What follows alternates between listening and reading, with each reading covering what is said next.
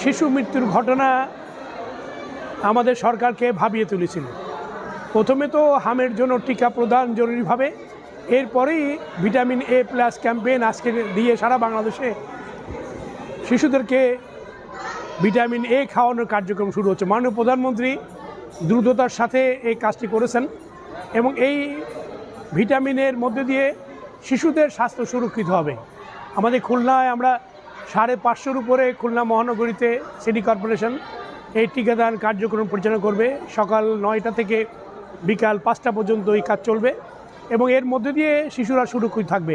এবং আমরা প্রতি মার প্রতি আমাদের আহ্বান থাকবে, তারা শিশুকে তার বুকের দুধ খাওয়াবেন এবং শিশুর স্বাস্থ্য সুরক্ষার জন্য সমস্ত টিকা নেবেন এবং এ প্লাস ক্যাম্পেইনে যোগ দিয়ে ভিটামিন খাওয়াবেন, তাহলেই শিশুরা নিরাপদ থাকবে।